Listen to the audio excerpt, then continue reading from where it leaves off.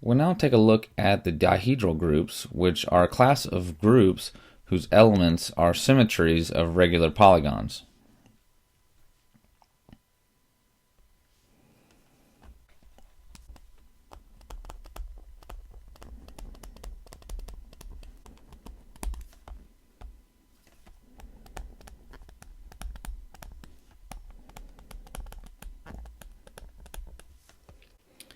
As a beginning example, let's consider a square with vertices labeled 1, 2, 3, and 4.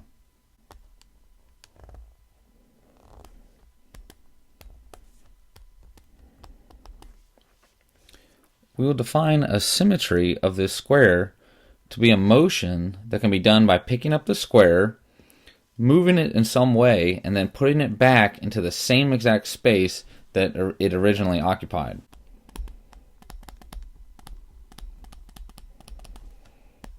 So the symmetry of this square is some kind of motion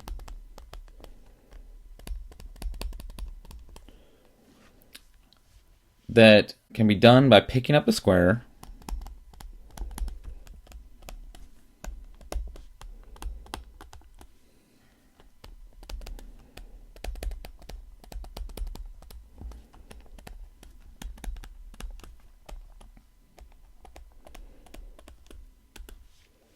moving it in some way,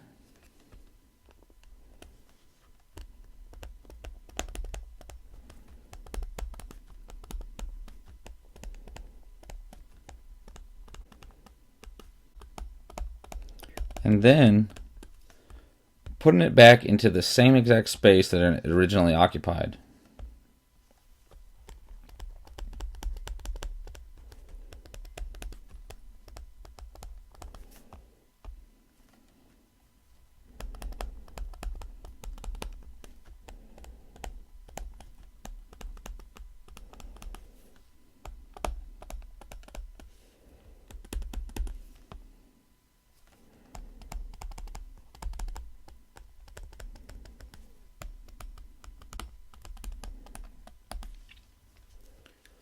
So imagine picking up this square and moving it around like with perhaps a rotation or some kind of flip, and then placing the square right back down, and then comparing where the numbered vertices will end up.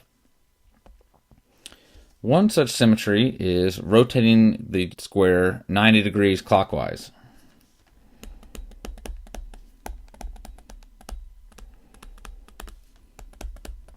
So for example, you could pick up the square,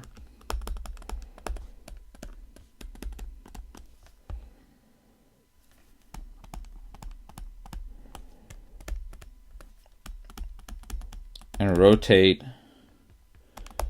the square 90 degrees clockwise.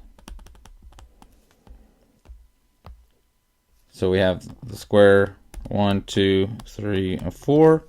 Pick it up and it would rotate 90 degrees clockwise, and you'd end up with a square where labeled 1, 2, 3, 4 in this fashion.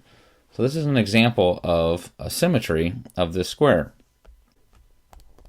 Or imagine flipping the square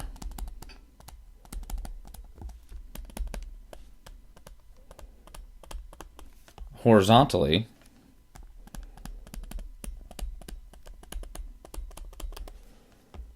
so the original square 1, 2, 3, 4, if you flip it, pick it up, flip it horizontally, you would end up with a square labeled 1, 2, 3, 4 in this manner. So with this square, there's actually exactly 8 different symmetries of this square.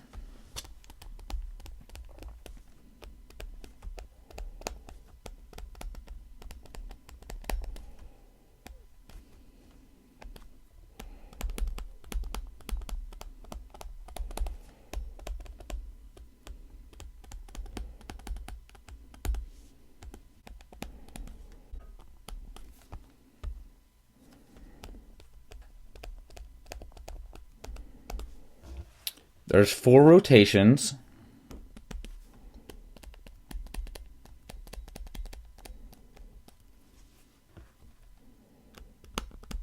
of 90 degrees, 180 degrees, 270 degrees, or a full rotation of 360 degrees, or you can think of it as really the identity rotation of 0 degrees, and a total of 4 different reflections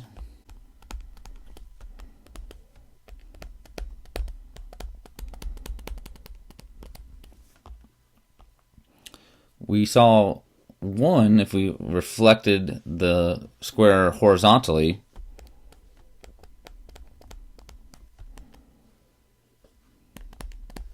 So we reflected the square across the horizontal axis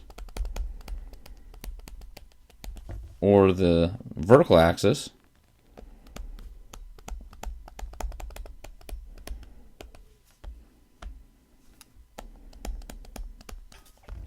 But we could also reflect the square across the 2 diagonals.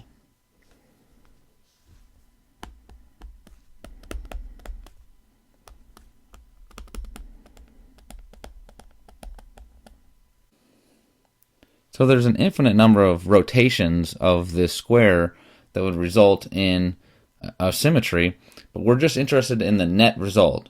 So every rotation is going to be equivalent to one of these 4 rotations. So the set of these 8 symmetries is actually a group under the operation of composition.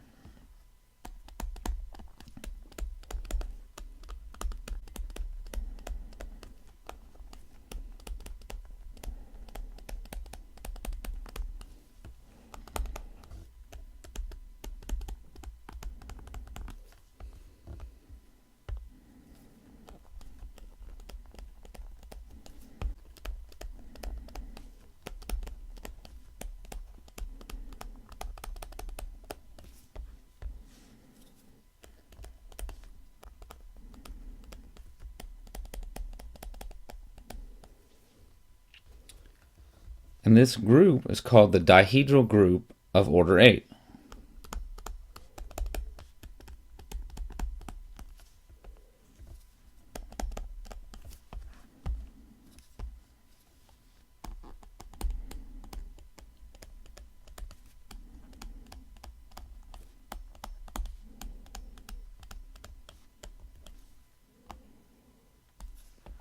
And is denoted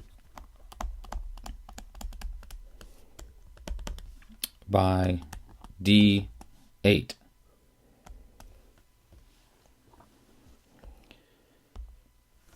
So composition is defined as one symmetry followed by the next symmetry. So for example, if you have 2 symmetries, let's call them R and S in this set, the composition symmetry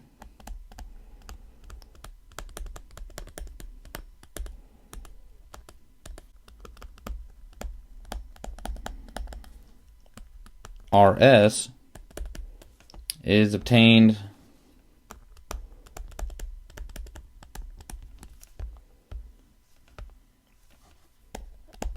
by first applying S to the square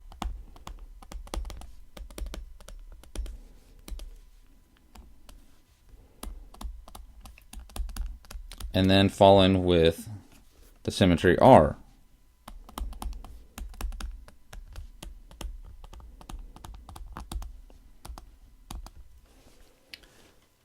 So composition of functions is associative, so we have the associativity property of this set, and we see that the rotation of 0 degrees or 360 degrees would be the identity element, and further you can verify that each symmetry has an inverse. For example, each reflection would be its own inverse. Now I will define a dihedral group on a regular polygon with 3 or more sides. So given a positive integer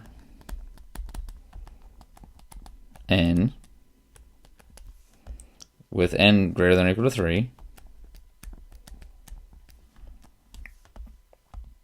We define the dihedral group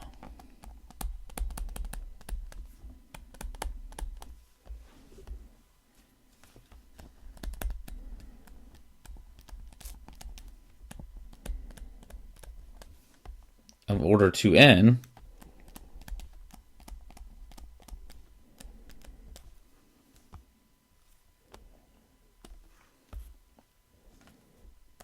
and again denoted by D sub 2n to be the group of symmetries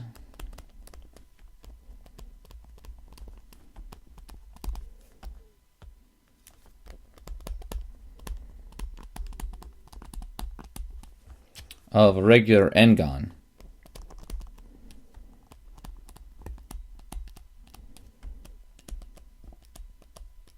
That is a regular polygon with n sides. And the operation is composition.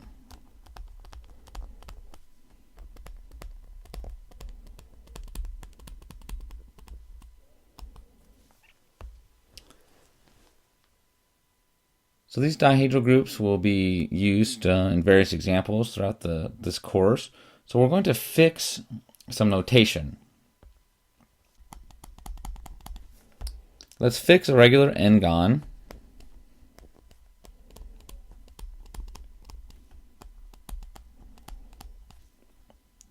Centered at the origin of the xy plane.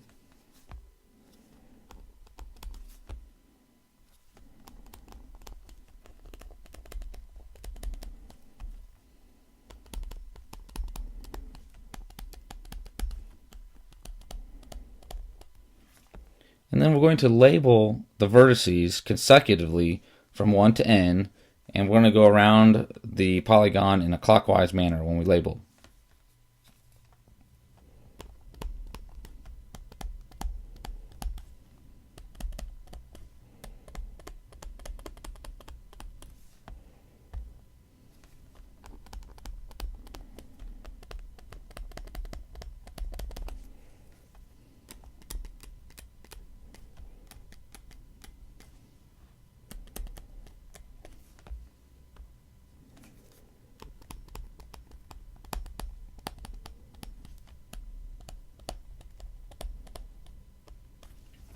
So picture this regular n-gon centered at the origin, labeled 1 through n in a clockwise manner. Then we're going to define the symmetry R as the rotation in the clockwise direction about the origin by 360 degrees divided by n. The net result will be vertex 1 will move to vertex 2's position, and 2 will move to 3, and so on. Let's let R be the rotation clockwise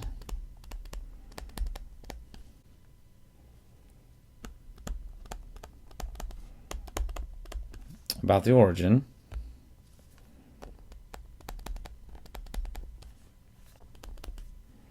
by 360 degrees divided by n.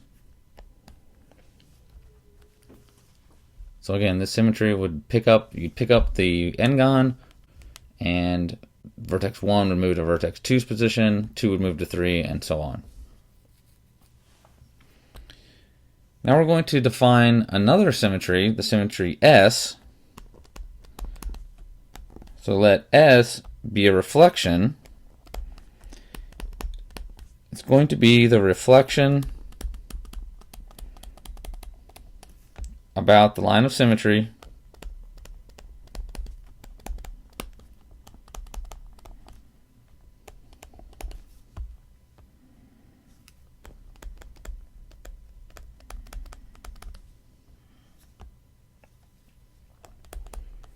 passing through vertex 1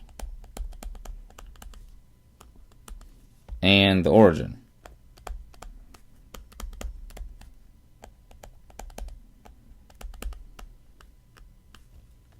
So with these two symmetries defined, R and S, it can be shown that every possible symmetry of a regular n-gon can be formed by a composition of a finite number of symmetries R and symmetries S. So now let's discuss some facts about the dihedral group of order 2n.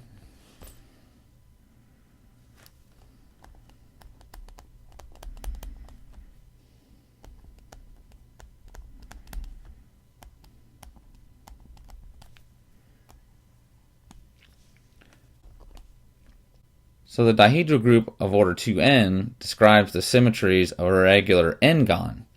So it is a fact that for an n-sided polygon, there are exactly 2n possible symmetries. So the order of the dihedral group of order 2n is, no surprise, it's 2n. If you think back to the symmetries of a square, with 4 vertices, we saw that there were 4 possible rotations and 4 possible reflections. So similarly, for a polygon with n sides, there are n possible rotations and n possible distinct reflections about lines of symmetry passing through the various vertices. So 1 is our identity element. You can think of that as the rotation of 0 degrees. R squared, all the way up to r to the n minus 1. So this rotation about the origin clockwise by 360 degrees divided by n. You take this rotation, compose it with itself up to n minus 1 times. We will see that all of these symmetries are distinct.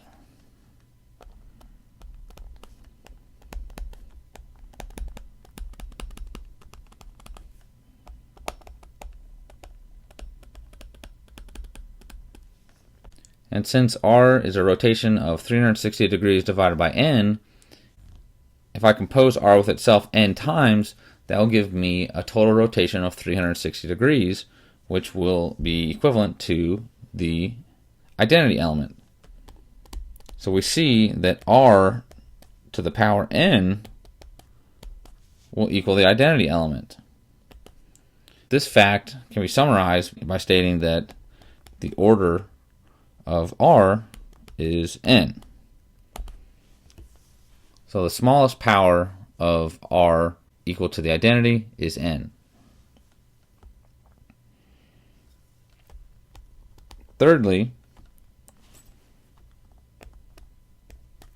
if you compose the reflection S with itself, we see that that will be equivalent to leaving the polygon unchanged. So S squared equals 1, and since S is not the identity, we see that the order of S is 2.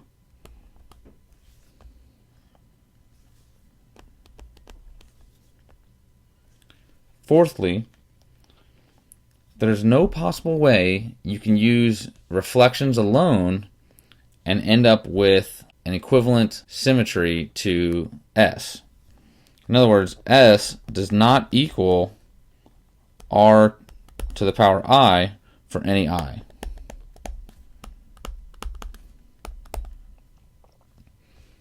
So you can't use reflections to end up with a symmetry equivalent to S.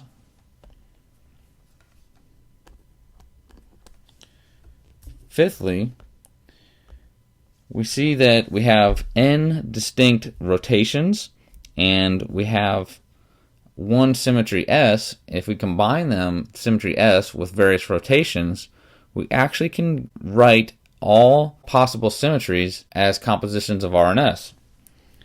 So it is a fact that the dihedral group of order 2n equals the set 1, r squared, r cubed, all the way up to r to the n minus 1. So here's the n elements. The other n elements are S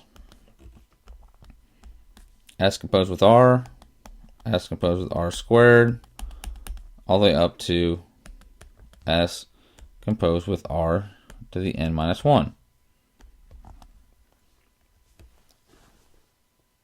So it can be shown that each one of these elements is distinct, and since there's 2n of them, this must equal all of the dihedral group.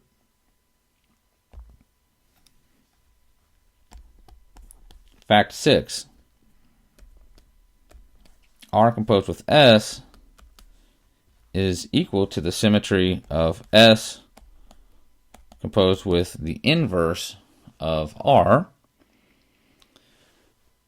And since R composed with S is not equal to S composed with R, we see that the dihedral group is an example of a non-abelian group.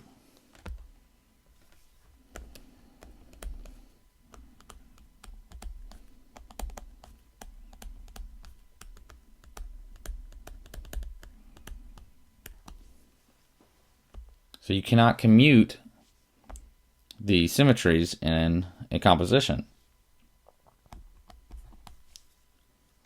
Finally, the last fact, 7, states that r to the power I times s equals s times r to the minus I power. So this is a useful fact which shows us how you can commute s with powers of r. So if you have s on the right side of a power of r, we can commute it, and the effect would be to change the exponent to a negative. So this shows us how to commute s with powers of r.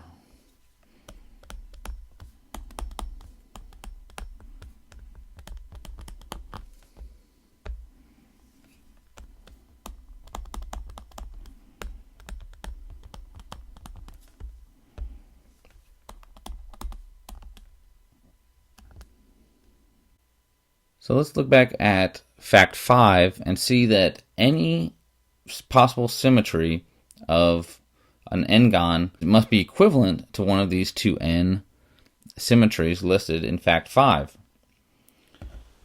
So we can use all of these facts to write any element of d2n in the form of one of these elements in fact 5. So let's look at an example.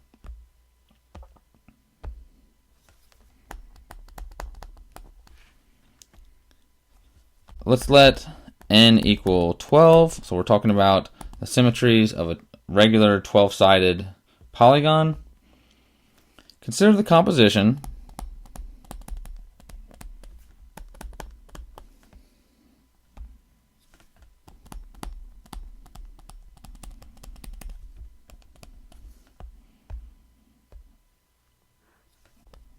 s r to the 9th power composed with s r to the 6th power. So let's consider this composition in D24. So s r to the 9th composed with s r to the 6th can be rewritten using associativity of composition as s composed with r to the 9th, s r to the 6th, and then by fact 7 we can commute the s with r to the 9th and write this as s composed with s r to the minus 9th composed with r to the 6th. And then if I associate s and s, I get s squared, and then the composition of r to the minus 9th and r to the 6th gives r to the minus 3rd. But we know that s is its own inverse, so s squared is equivalent to the identity, so this will just equal r to the minus 3. So r to the minus 3 is equivalent to the inverse of r to the 3rd power. So we see that the inverse of r to the 3rd power would be r to the 9th power. because r to the 12th power is the identity. Or I could just compose r to the minus third with the identity, r to the 12th, and obtain r to the 9th. So let's justify each one of these lines. We see that the first equation follows from the associativity of the group. Then the second equation follows from fact 7.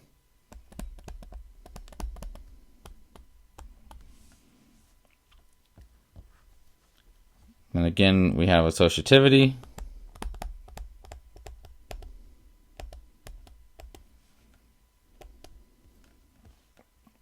In fact, we're using fact 3, that s squared equals 1. And fact 2 states that r to the 12th is the identity. Then we're just taking the composition of r to the minus third and r to the 12th in the last step. So using these facts about D2n, we see that any element of D2n can be written in the form of a power of r or s composed with a power of r. So the previous example leads to the definition of generators for a set. So since every element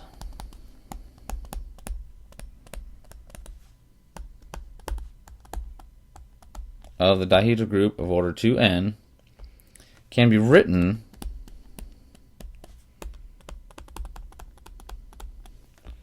as a finite product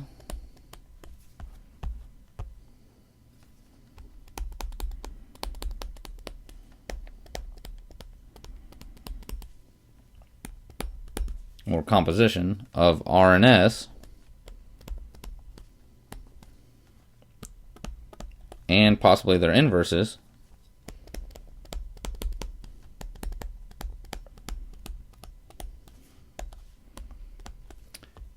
we say that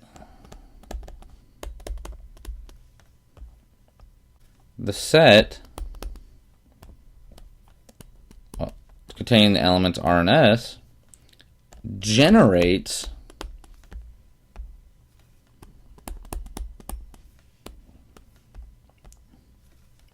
the dihedral group of order 2n. Equivalently, that's the same as saying that the set containing R and S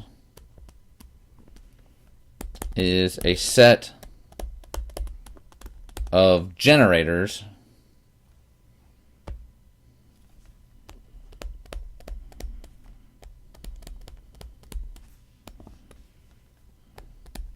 of the dihedral group of order 2n. So R and S are generators of the dihedral group of order 2n. So this can also be written in the following format.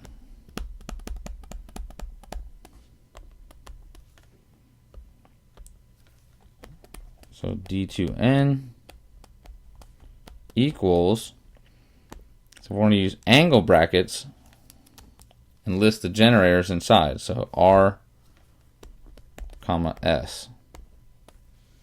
So the angle brackets denote that the elements inside generate this group. Another example of generators, consider the integers under addition. Well, the integer 1 actually generates the integers under addition, since every integer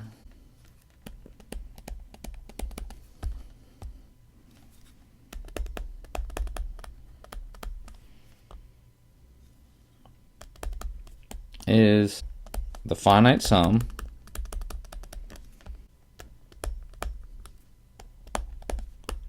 of ones and negative ones.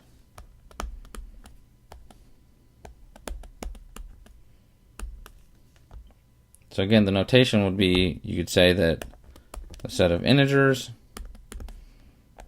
is generated by the element 1.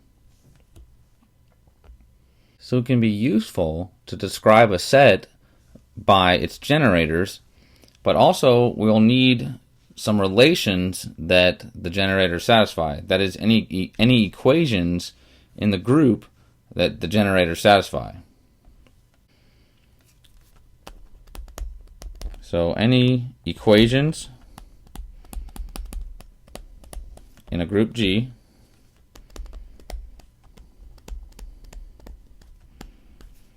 that the generators satisfy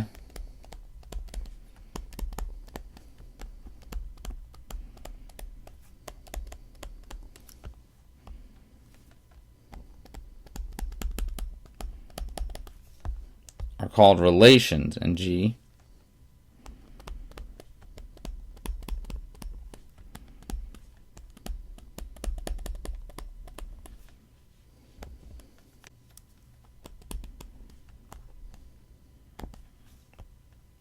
So for example, we've seen some of the relations in the dihedral groups.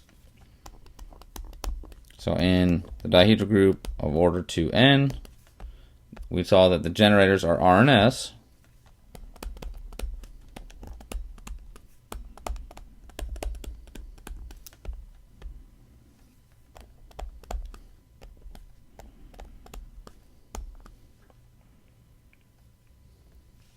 And they satisfy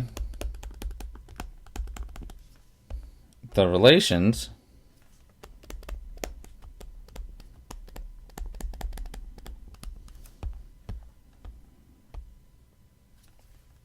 R to the nth power equals the identity, S squared equals the identity,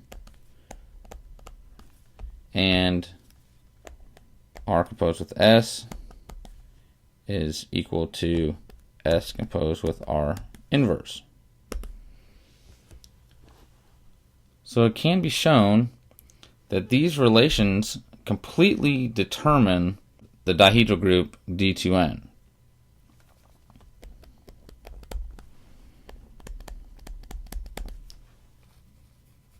So in fact,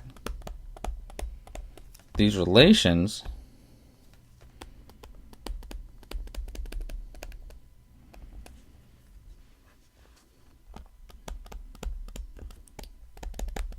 along with the generators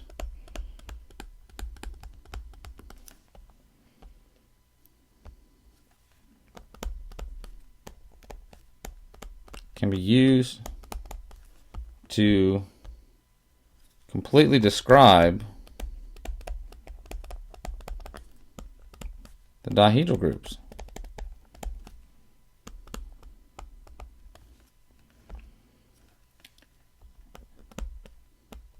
And we can write the dihedral group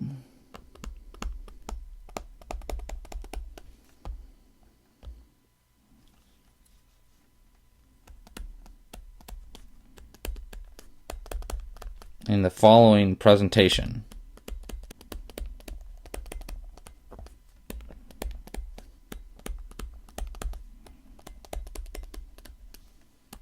So presentation, the notation includes a set of generators and the relations of the generators that completely determine the structure of the group.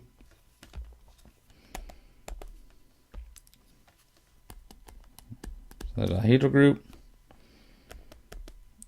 is generated by R and S, and we'll put a slash and they give the relations.